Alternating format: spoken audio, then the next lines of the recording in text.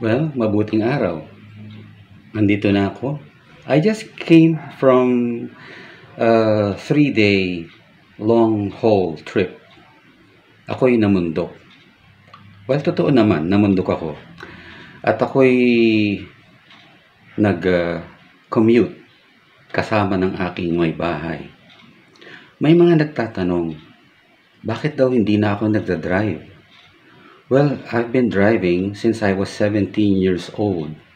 Pero mga 10 taon na nakakaraan, I gave up. Sabi ko, ayoko na mag-drive. Ang hirap. Kaya I enjoyed commuting. Bahala na ang driver ng sasakyan. Sabi nila, hindi ka ba kinakabahan? Sabi ko, kung sila ay professional driver, alam nila ang gagawin nila. Pero, ang mas nakakatakot sa buhay natin, sino ang driver ng buhay natin? Di ba maganda kung ipagkatiwala natin kay Jesus na siya ang maging driver ng buhay natin? Pag-isipan natin habang nagkakape.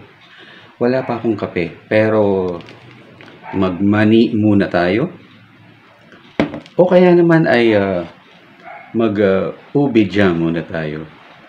So, sa ating journey sa buhay, sabi nga nila, hindi naman ang haba, hindi naman talaga ang destinasyon, kundi sino ang kasama mo.